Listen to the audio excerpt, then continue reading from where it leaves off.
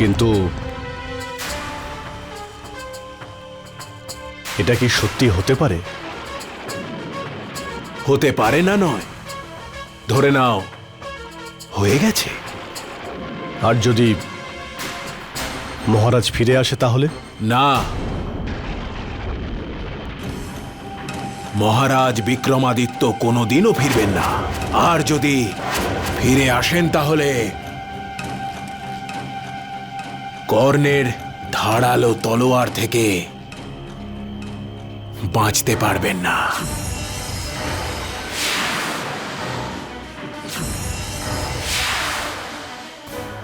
বিক্রমাদিত্য,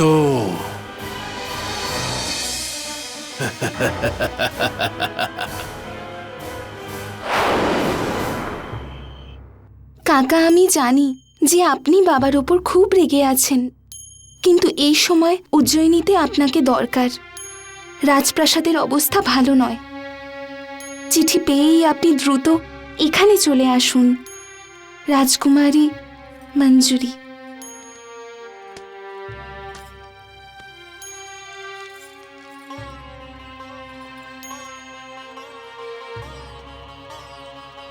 এই চিঠিটা মান্ডবী গ্রামে নিয়ে যাও।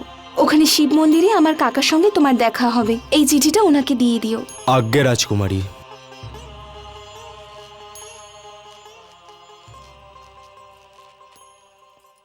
রাজকুমারী জয় হোক। হ্যাঁ বলো। রাজকুমারী, আপনার সঙ্গে কিছু গুরুত্বপূর্ণ কথা বলার আছে। আমি এইমাত্র কিছু শুনলাম।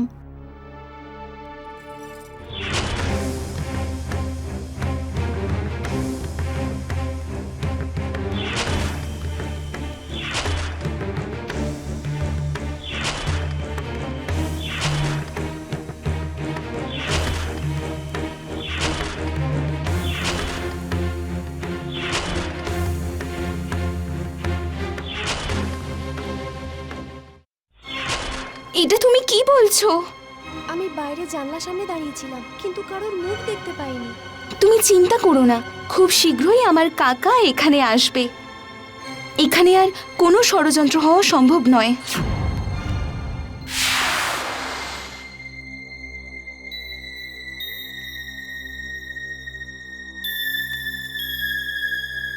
তুমি এখানে কি করছো বিক্রমাদিত্য? তোমার কি উজ্জয়িনী নিয়ে কোনো চিন্তা নেই? তুমি এখানে কি করছো বিক্রমাদিত্য? তোমার কি উজ্জয়িনী নিয়ে কোনো চিন্তা নেই?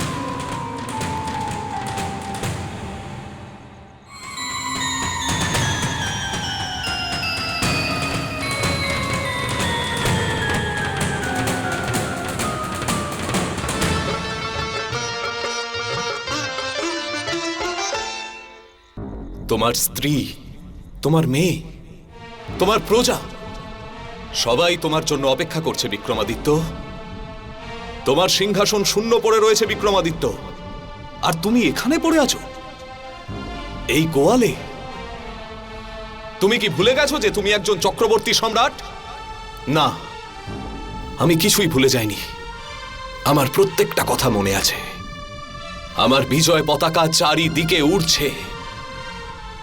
কিন্তু কিন্তু আমি হরিয়ার কাছে ঋণী। ওর ঋণ শোধ না করে আমি এখান থেকে কি করে যেতে পারি? 30টা স্বর্ণমুদ্রা, সম্রাট বিক্রমাদিত্যের ওপর 30টা স্বর্ণমুদ্রার ঋণ। এই ঋণ শোধ করতে করতে উজ্জয়িনী তোমায় ভুলে না যায়। চলো এখান থেকে, বেরিয়ে যাও, পালাও, নয়তো তোমার উজ্জয়িনী তোমাকে ভুলে যাবে বিক্রমাদিত্য।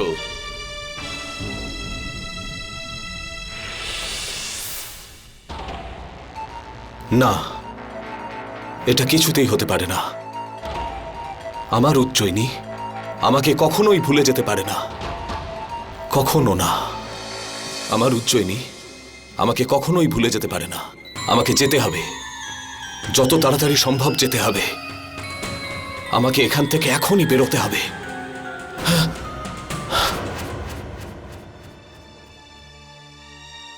আমি আর এক মুহূর্ত এখানে থাকতে পারবো না। আমাকে যত দ্রুত সম্ভব উজ্জয়িনী ফিরতে হবে।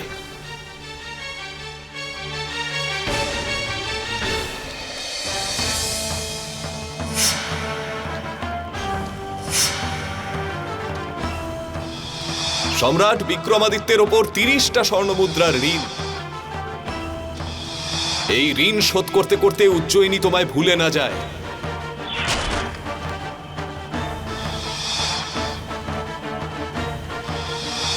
ভীমা,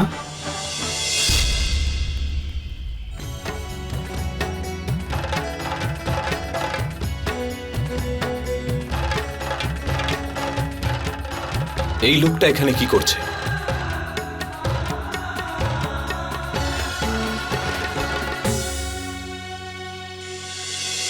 আরে ভীমা, তুমি এখানে জল ভরতে এসেছো নাকি? আরে হ্যাঁ, হরি কাকার স্ত্রী কিন্তু খুবই কঠিন স্বভাবের মহিলা। ওনার থেকে সাবধানে থেকো, না হলে কিন্তু নিঃশ্বাস নেওয়ার মূল্য উসুল করে নেবে ও। আমায় কি করতে হবে আর কি হবে না তা আমি ভালোই জানি।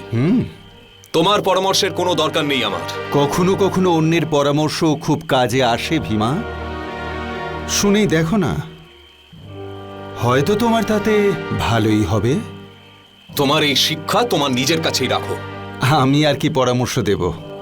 আমি মশক ভর্তি করা ভিস্তি, আর তুমি চক্রবর্তী সম্রাট। নিজের নাম তুমি এটাই বলো না? আমার দেরি হয়ে যাচ্ছে, আমার রাস্তা থেকে সরে যাও। কোথায় যাচ্ছ তুমি ভীমা?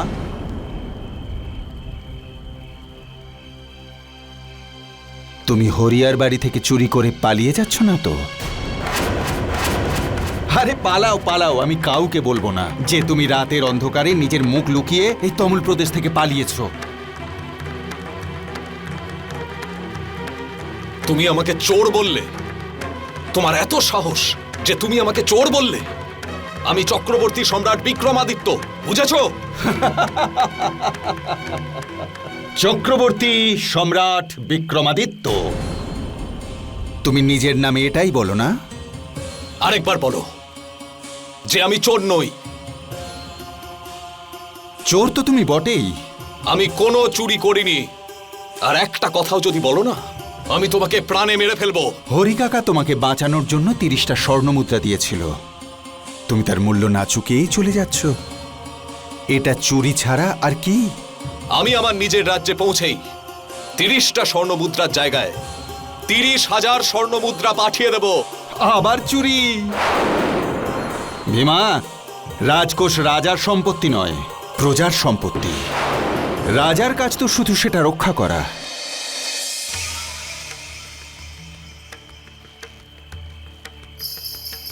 ভীমা, তোমার উচিত নিজে পরিশ্রম করে সেই ঋণ শোধ করা। আমার রাজ্য, আমার প্রজা, আমি যাই করি না কেন তোমার কি? আমি তোমাকে আর একটা পাপ করা থেকে রক্ষা করার চেষ্টা করছি, বাকিটা তোমার ইচ্ছে। নিয়তি তো এটাই বলে যে তুমি পরিশ্রম করে নিজের ঋণ শোধ করো। এবার তোমার উপর নির্ভর করছে যে তুমি ধর্মের পথে এগোবে নাকি অহংকারের বশে অধর্মের পথে পা বাড়াবে।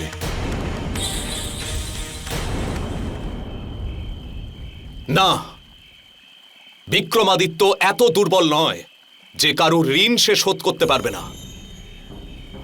আমি আগে হরিয়ার ঋণ শোধ করব, আর তারপরেই ফিরব।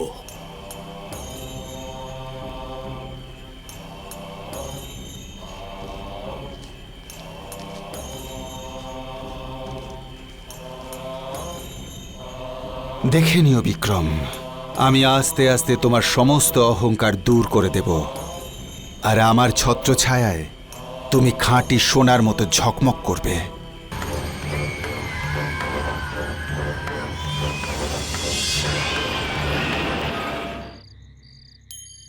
কিছুক্ষণের মধ্যেই শুক্লপক্ষের প্রথম শনিবার পড়ে যাবে, আর আমি শনিদেবের আরাধনা শুরু করব।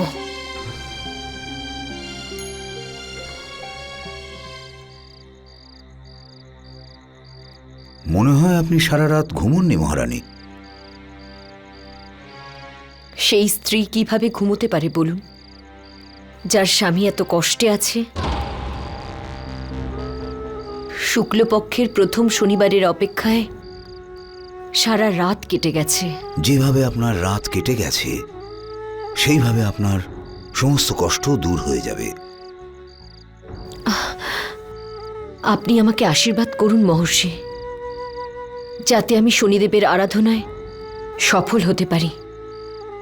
আপনার এই সংকল্প অবশ্যই পূর্ণ হবে।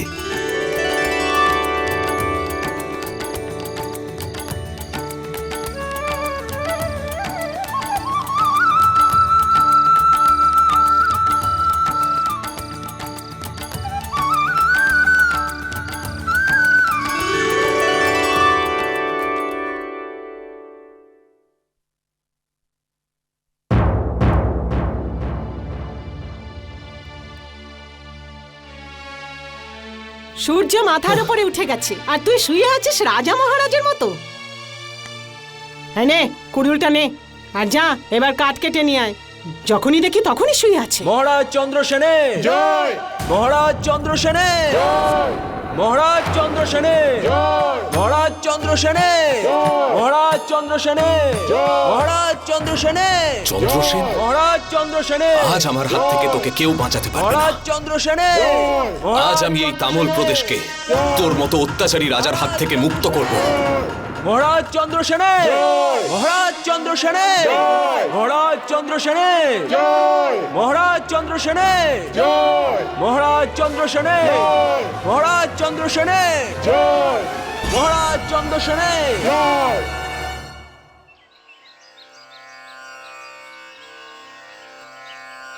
মহারানী, যখন মানুষের সাড়ে সাতি শুরু হয় তখন প্রথমে মানুষের বুদ্ধিভ্রষ্ট হয় আর সে ক্রোধের বশবর্তী হয়ে যায়।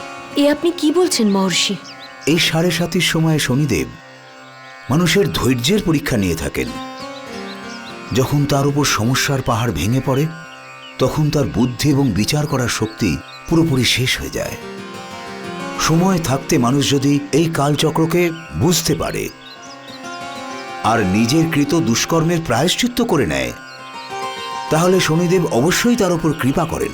কোনো মানুষ যদি প্রায়শ্চিত্ত করতে না পারে তাহলে? তখন শনিদেব মানুষের জীবনে এমন সব পরিস্থিতি সৃষ্টি করেন, মানুষের রাগ, তার অহংকার, তার ঈর্ষা সব শেষ হয়ে যায়। মহর্ষি, আচ্ছা এমন কি কোনো উপায় নেই যাতে সাড়ে সাতি নির্দিষ্ট সময়ের আগে নিজে থেকেই সরে যায়? না মহারানী, যখন সাড়ে সাতি শুরু হয় তখন তা পুরো 7.5 বছর থাকে। এই সাড়ে সাতি চলাকালীন পুরো সময় ধরে শনিদেবের আরাধনা করা যায়, তবে তার প্রভাব কিছুটা কম করা যায়। সেটা কিভাবে? সবার প্রথমে আমাদের শনিদেবের শান্তিযজ্ঞ করতে হবে আর শনিদেবের বীজ মন্ত্র 108 বার আহুতি দিতে হবে। তাতে আপনার স্বামীর কষ্ট অবশ্যই কম হবে মহারানী। আজ তোকে মেরে আমি আমার সেই ভুলের প্রায়শ্চিত্ত করব যখন আমি তোকে জীবন দান করেছিলাম চন্দ্রসেন। মহারাজ চন্দ্রসেনে মহারাজ চন্দ্রসেনে মহারাজ চন্দ্রসেনে মহারাজ চন্দ্রসেনে মহারাজ চন্দ্রসেনে মহারাজ চন্দ্রসেনে মহারাজ চন্দ্রসেনে মহারাজ চন্দ্রসেনে মহারাজ চন্দ্রসেনে মহারাজ চন্দ্রসেনে মহারাজ চন্দ্রসেনে। আরে ওকে দেখো, মনে হচ্ছে আজকে ও মরবে। ওকে বলো মাথা নিচু করতে। আরে ভাই, মহারাজ চন্দ্রসেনে এটা কি করছো? মরতে চাও নাকি? মহারাজ চন্দ্রসেনে মাথা নিচু করে নাও। কেন? মহারাজ চন্দ্রসেনে আমি আমার মাথা নিচু করব না। আরে ভাই, যবে থেকে মহারাজ চন্দ্রসেন উজ্জয়িনীর সম্রাট বিক্রমাদিত্যের কাছে হেরে ফিরে এসেছেন, কোন নাগরিক ওনার সামনে মাথা তোলে না। মহারাজ চন্দ্রসেনে আর কেউ যদি ভুল করে ওনার চোখে চোখ রাখে তাহলে তার গলা কেটে দেন। আজ আমি চন্দ্রসেনের গলা কাটব। মহারাজ চন্দ্রসেনে মহারাজ চন্দ্রসেনে। ওম শং শনৈশ্চরায় নমঃ। ওম শং শনৈশ্চরায় নমঃ। ওম শং শনৈশ্চরায় নমঃ। মহারাজ চন্দ্রসেনে মহারাজ চন্দ্রসেনে মহারাজ চন্দ্রসেনে মহারাজ চন্দ্রসেনে মহারাজ চন্দ্রসেনে।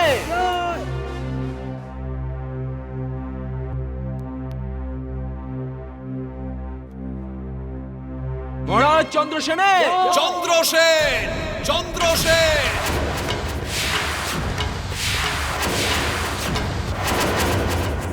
ওম শং শনৈশ্চরায় নমঃ। ওম শং শনৈশ্চরায় নমঃ।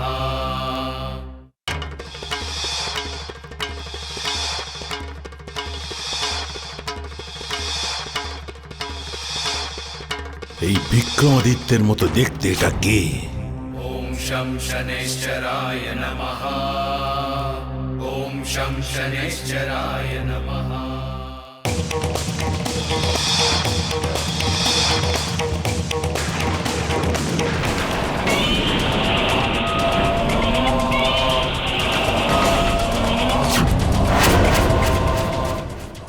ॐ शं शनैश्चराय नमः ॐ शं शनैश्चराय नमः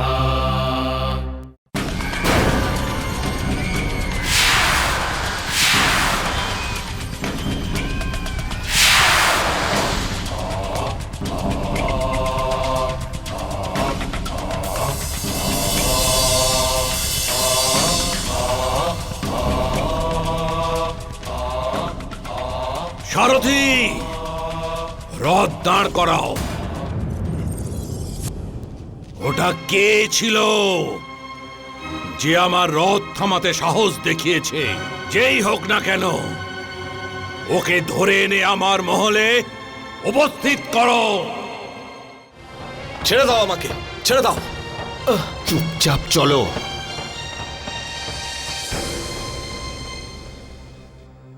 এ কি, তুমি আবার এসেছো? আমাকে এখানে কেন নিয়ে এলে? ছেড়ে দাও আমাকে, ছাড়ো। মনে হচ্ছে তুমি সত্যিই পাগল হয়ে গেছো।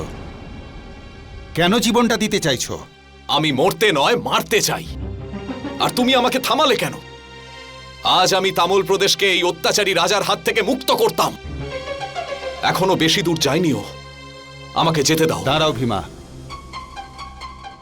আমার কথা শোনো। মনে হচ্ছে তুমি বিচার বুদ্ধি হারিয়েছ। মুক্তি তো তখনই তাকে দিতে পারবে যখন নিজে বেঁচে থাকবে। খুব সাহস তোমার, তাই না? একা চন্দ্রসেনের অত সৈন্যের সঙ্গে লড়ে পারবে? বলো, পারবে লড়তে? তুমি আমাকে চেনো না। আমি একাই চন্দ্রসেনের সেনাদের পরাজিত করতে পারি, একাই। আর এই রাজ্য তো আমিই ওকে দান করেছি। এটা আমারই জয় করা রাজ্য। অহংকার, খুব অহংকার তোমার নিজের শক্তি আর সামর্থ্য নিয়ে। এই অহংকারই তোমার বুদ্ধি নষ্ট করে দিচ্ছে। এটা আমার অহংকার নয়, আমার আত্মবিশ্বাস। মানুষের এটাই তো সমস্যা, সে নিজের দুর্বলতাকে ঢাকতে কত রকমারি নাম দিয়ে থাকে, আর শেষ পর্যন্ত নিজেকেই ঠকায়। এই শোনো, দাঁড়াও। ওই লোকটা এখানেই কোথাও আছে।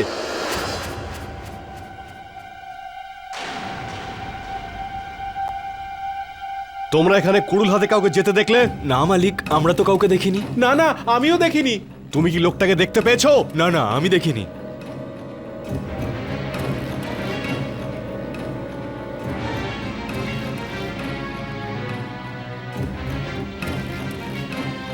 চলো।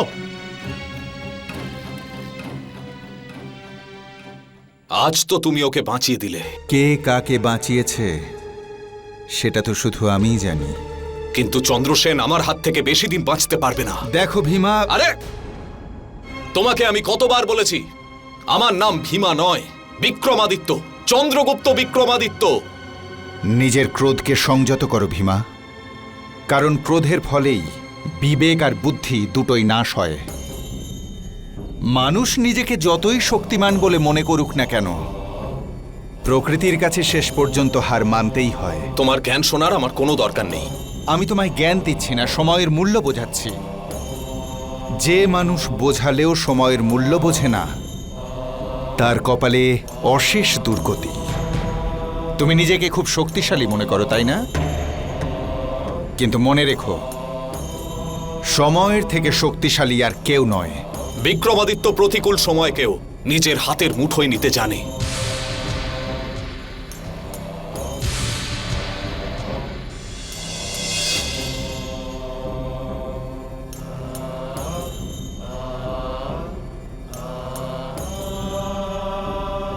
বিক্রমাদিত্য, আমার ধর্ম হলো তোমার কর্মের জন্য তোমাকে শাস্তি দেওয়া, আর আমার কর্ম হলো তোমাকে তোমার পতন থেকে বাঁচানো।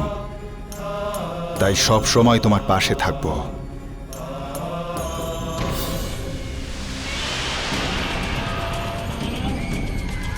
চন্দ্রসেন, চন্দ্রসেন,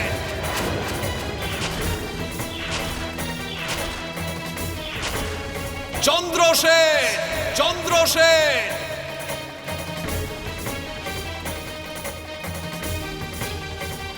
চন্দ্রসেন, চন্দ্রসেন।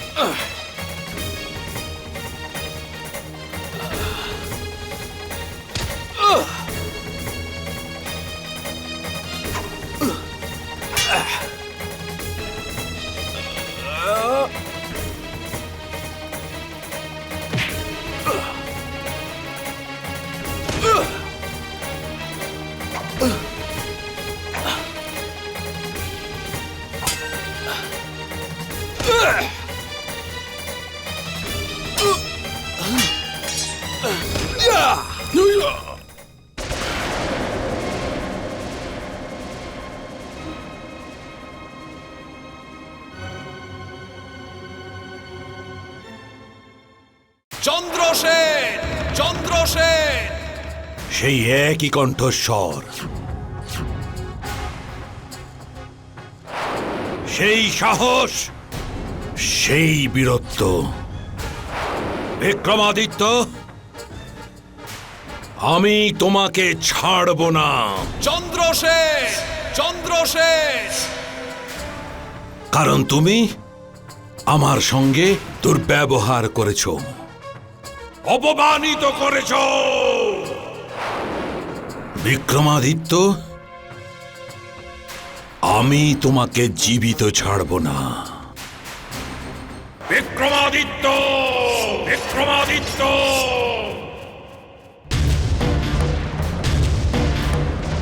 বিক্রমাদিত্য,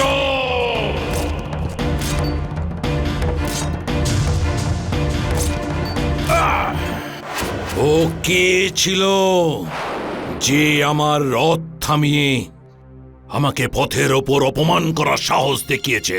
মহারাজ, আমি খোঁজ নিয়ে দেখেছি, ও একটা পাগল ছিল। যদিও কোনো পাগলই হয়, তাহলে এক মুহূর্তের জন্য আমার কেন মনে হলো যে ও বিক্রমাদিত্যই ছিল? বিক্রমাদিত্য তো এখন উজ্জয়িনীতে আছেন, আপনি নিশ্চয়ই ভুল করছেন। আপনি ঠিকই বলেছেন মন্ত্রী, ও এখন উজ্জয়িনীতেই আছে। হ্যাঁ মহারাজ, ও আপনার রাজ্যে ঢোকার সাহস কিভাবে করবে? মন্ত্রী, এখন এটা আমার রাজ্য নেই। আমি এই রাজ্যকে যুদ্ধে হারিয়েছি, আর এই রাজ্যকে জিতেছে বিক্রমাদিত্য। আর এটা আমার রাজ্য তখনই হতে পারে যখন আমি বিক্রমাদিত্যকে মৃত্যুর মুখে পৌঁছে দেব।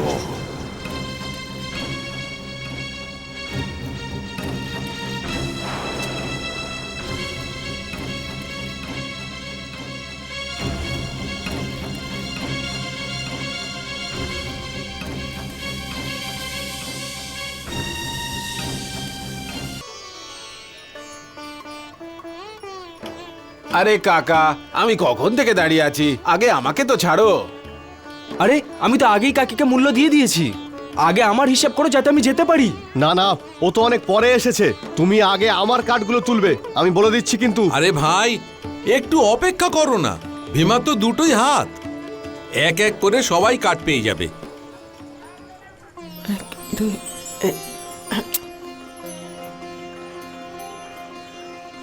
7, 8।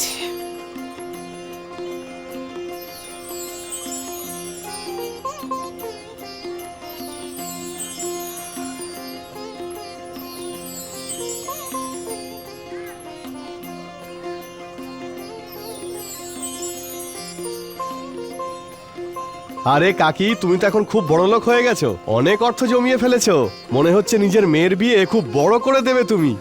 মেয়ের জন্য তুমি কোনো ছেলে খুঁজেছো নাকি?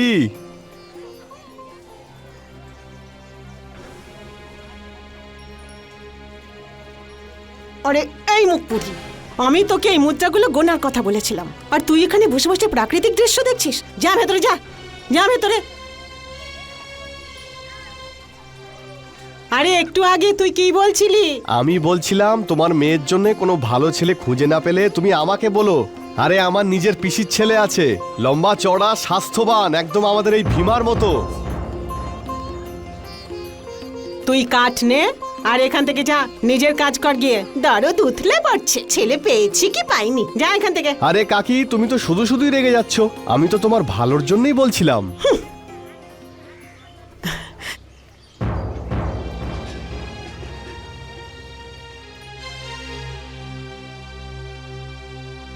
ॐ शं शनैश्चराय नमः। ॐ शं शनैश्चराय नमः। ॐ शं शनैश्चराय नमः। মহারানী, আমি আপনাকে শনি পুজোর পুরো বৃত্তান্ত বলে দিয়েছি। এবার আপনার উপর নির্ভর করছে যা আপনি কতটা শ্রদ্ধা আর ভক্তির সঙ্গে পালন করতে পারেন। মহর্ষি, আপনি আমাকে যা যা বলেছেন সেই সব কিছুই আমার কাছে বেদবাক্যের মতো। আমি সম্পূর্ণ ভক্তি আর নিষ্ঠার সাথে শনিদেবের আরাধনা করব। মহারানী, আপনি যদি চান তো এই পুজো এখানে থেকেও করতে পারেন, বা আপনার রাজ্য উজ্জয়িনীতে গিয়েও করতে পারেন। আমি তো আপনাকে বলবো আপনি উজ্জয়িনীতে ফিরে যান, কারণ ওখানে মহারাজও নেই। এই অবস্থায় আপনার উজ্জয়িনী থেকে এতদিন ধরে দূরে থাকা একেবারে উচিত হবে না। আমি আপনার সংকেত বুঝতে পেরেছি মহর্ষি। ঠিক আছে, আমি কাল সকালেই উজ্জয়িনীতে ফিরে যাব।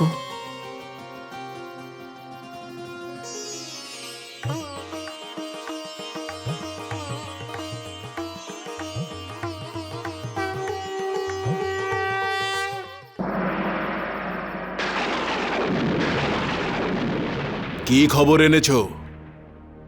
মহারানী মদন লেখা কাল সকালে রুদ্রান্তের আশ্রম থেকে বেরিয়ে উজ্জয়িনীতে ফিরে আসবেন।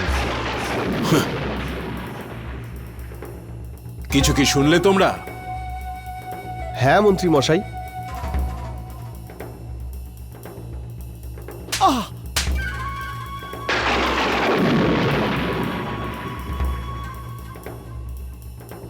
মন্ত্রী নয়, সম্রাট বলো, সম্রাট। এই উজ্জয়িনীর ভাবি সম্রাট, বুঝেছ?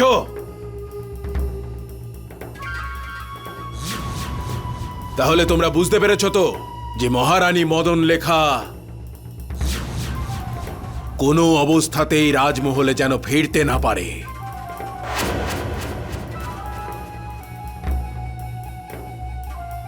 আর হ্যাঁ, আরো একটা কথা মনে রাখবে তোমরা, আমি সব ভুলের জন্য শুধু একটাই শাস্তি দিই,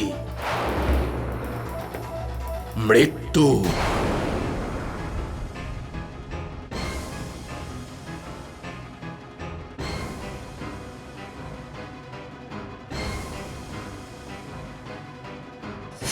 না বিক্রমাদিত্য, না মদন লেখা, এবার এই উজ্জয়িনীর সম্রাট হবে কারং। সম্রাট কারং।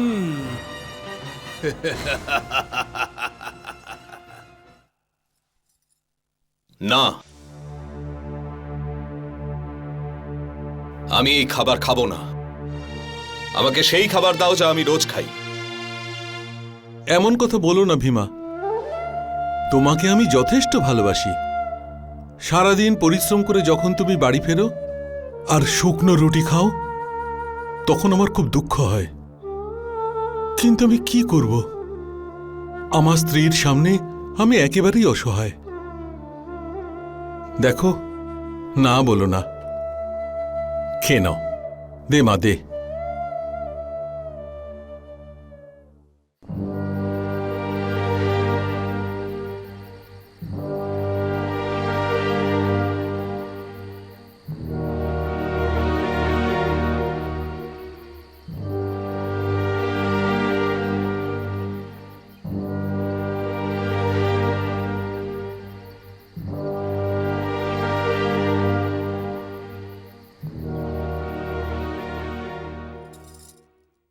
ভীমা, তুমি কোথা থেকে এসেছো? তুমি নিজের সম্বন্ধে কিছু বলো না কেন? আমি বলছি ওকে। মুখপুরি, আজ আমি তোর পিঠের ছাল ছাড়িয়েই নেব।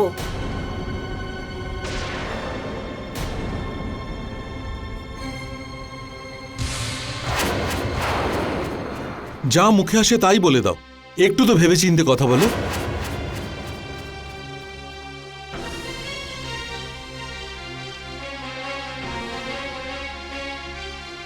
বড় মেয়েকে এইভাবে বকা একেবারেই উচিত নয়। ও বড় হয়েছে বলেই ওকে বকছি। তোমার তো কোনো চিন্তাই নেই ওর জন্য। সারা দিন দোকানে বসে শুধু ওর দিকেই তাকিয়ে থাকে। দেখো, নিজের সন্তান সম্পর্কে এই রকম কথাবার্তা ভাবতে তোমার লজ্জা করছে না? আরে লজ্জা তো তোমার একদিন হবে, যখন ও আমাদের মুখে চুনকালি মাখিয়ে কারোর সাথে পালিয়ে যাবে। আমি বলে দিচ্ছি, 1 মাসের মধ্যে কোনো একটা ভালো পাত্র খুঁজে ওর সাথে বিয়ে দাও তুমি। যদি কোনো অঘটন ঘটে না, তাহলে আমার চেয়ে খারাপ কেউ হবে না। বুঝেছো তুমি?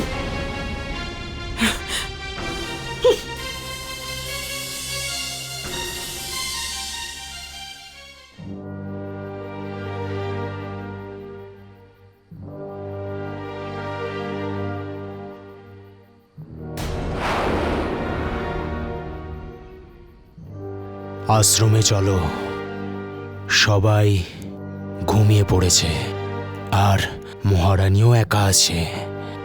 এটাই ভালো সুযোগ, শেষ করে দাও ওকে।